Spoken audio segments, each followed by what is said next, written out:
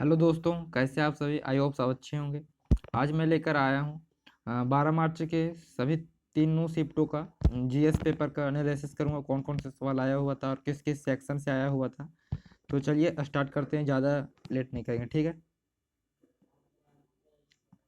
सबसे पहले current affair की हम बात करें तो करंट अफेयर में यहाँ से सवाल बन रहा है, दुनिया की सबसे बड़ी अर्थव्यवस्था में भारत की रैंक क्या है। यानी कि जो भारत की रैंक है क्या है वो पूछा गया था, जिसमें से 3 4 5 6 सवाल में ऑप्शन दिया हुआ था। इसका सही आंसर था 3, ठीक है।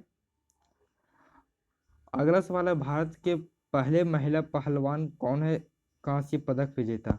यानी कि स्पोर्ट्स से भी एक सवाल आ गया करंट अफेयर में, पहला महिला पहलवान। दूसरा रैंकिंग से आ गया है। एक था ज्योग्राफी का सवाल, पंबन द्वीप कहाँ है, तो इसका आंसर तमिलनाडु है, ठीक है, पंबन द्वीप। अगला है, मुर्शिदाबाद के संस्थापक कौन है, ठीक है, मुर्शिदाबाद का संस्थापक कौन है। यह सवाल जो है वह सेकंड शिफ्ट का सवाल है और इसके जो चारों ऑप्शन थे वो मुगल काल के शासक थे, ठीक है। जैसे अकबर था, जहांगीर, हुमायूं, इस तरह का ऑप्शन था। बहादुर शाह जफर भी था, ठीक है। अगला है, बीआरओ बॉर्डर रोड ऑर्गेनाइजेशन जो है चार धाम रोड कहाँ बना रहा है, ठीक है। इसका आंसर जो होगा उत्तराखंड होगा, ठीक है, यूके। अगला सवाल है, रूसी कुलिया नदी किस राज्य में। देखिए कितना डीप जाके छोटा सा नदी है, वह पूछ लिया था। इसका आंसर है उड़ीसा। तो मैं आप लोगों के लिए यह कहना चाहूँगा कि जो आप लोग ज्योग्राफी में रिवर सिस्टम पढ़ेंगे, मेजर नदियों के साथ साथ स्टेट्स का जो इम्पोर्टेंस रिवर होगा उस पर भी ध्यान आपको देना होगा। क्योंकि ये जो भी क्वेश्चन पूछा है, रूसी कुलिया नदी, ये बहुत ही छोटा नदी है, मतलब उड़ीसा का है, वहाँ का इम्पोर्टेंस है। बट देखिए भारत की ज्योग्राफी के दृष्टिकोण से तो छोटा है, लेकिन पूछ लिया है। आप लोग भी जानते हैं टीसीएस यही करता है, ठीक है। अगला है, रेणुका झील किस राज्य में है, तो ये हिमाचल प्रदेश में, ठीक है। ये थोड़ा सा पॉपुलर झील है, में भी पूछने लायक था, ठीक है। और ये रूसी कुलिया नदी उड़ीसा में है। ये सारे सवाल जो है वो सेकेंड शिफ्ट का भी हम चर्चा कर रहे हैं, ठीक है। अगला सवाल साइंस में एक आया हुआ था, प्याज का रंग लाल किसके कारण होता है। जो प्याज का ओनियन का रेड कलर, वह किसके कारण होता है, ठीक है।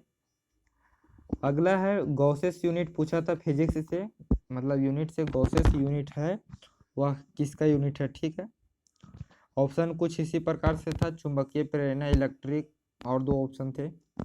अगला सवाल है, मंदिर जिसमें सभी धर्मों के लिए खोला गया। ये सवाल प्रॉपर मतलब कि आ नहीं पाया है।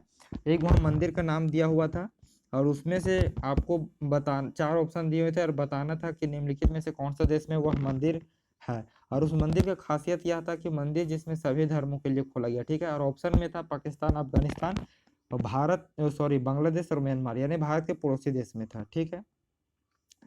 अगला है, पहला विधि आयोग की स्थापना कब किया गया था। जब स्वतंत्र भारत का पहला विधि आयोग की स्थापना कब किया गया। इस सवाल का भी ऑप्शन 1952, 53, 54, 56 इस तरह था, ठीक। आप लोग को लग रहा होगा कि मैं आंसर क्यों नहीं बता रहा हूँ। देखिए दोस्तों, आंसर क्या होगा इस समय तो बता सकते, ठीक है, गूगल करके भी बता सकते, लेकिन नहीं बताने का मेरा मोटिव ये है कि आप लोग को आंसर, देखिए क्वेश्चन तो रिपीट होगा नहीं, तो आंसर जानने या ना जानने से उतना फायदा होने वाला नहीं। मैं आप लोग को ये बताना चाह रहा हूँ कि क्वेश्चन कहाँ कहाँ से उठ रहा है, वहाँ से आप लोग को मतलब कि ध्यान देना है, ठीक है। यानी कि क्वेश्चन किस किस सेक्शन से आ रहा है, वहाँ पर आप लोग फिर से जाइए, एक बार रिवाइज कीजिए और देखिए वहाँ से क्या क्या है, ठीक है। एक क्वेश्चन आर्टिकल से था, जिसमें पार्ट 3 का आर्टिकल बताना था, मतलब किस आर्टिकल के तहत सुप्रीम कोर्ट जा सकते हैं या कुछ इसी प्रकार से था, ठीक है। अगला एक कंप्यूटर, देखिए कंप्यूटर के सवाल आप जनरल कंपटीशन के कोई भी एग्जाम में बैठिए, चाहे अभी रेलवे एनटीपीसी का पेपर हुआ, चाहे अभी एससीएचएसएल का हुआ, आने वाला ग्रुप डी है, ये कंप्यूटर आपको कहीं पीछा छोड़ने वाला नहीं है, ठीक है। तो इसलिए आप लोग से मैं बताना चाहूँगा कि कंप्यूटर का सवाल करके जाइए, ठीक है। अगला फिर एक करंट अफेयर में सवाल था, सतर्कता आयोग के अध्यक्ष कौन है, ठीक है, सतर्कता आयोग के अध्यक्ष, तो इसका आंसर होगा संजय कोठारी होगा, ठीक है। जो जो मुझे मौखिक आता है मैं आंसर यहीं पर बता दे रहा हूँ, सारे सवाल के आंसर नहीं बता दे रहा हूँ, बताने से कोई फायदा नहीं है। मैं चाहूँगा तो आप लोग सोच रहे हो जानते हैं, अरे भाई कौन जानता है, मैं भी गूगल करके ही बता सकता था, लेकिन क्या फायदा, कुछ फायदा होता उसे। क्वेश्चन का आंसर नहीं बताने का मेरा मोटिव है कि ज़्यादा टाइम नहीं लेना है और फटाफट से जहाँ जहाँ से क्वेश्चन आया आपको बता देना है। और वहाँ से आप लोग क्वेश्चन का देख के जा सकते हैं। ठीक है, पैटर्न क्या है।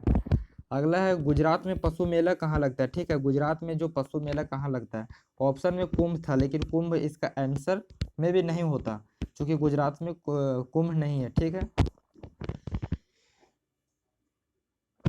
हाँ, ये फर्स्ट शिफ्ट का सवाल था, जिसमें से पहला क्वेश्चन था सरयू नदी के किनारे कौन सा शहर बसा है। तो ये हम लोग जान रहे हैं अयोध्या, फिलहाल 1-2 साल से चर्चा में, इसलिए यहाँ से क्वेश्चन तो बनना वाजिब था और बन भी गया।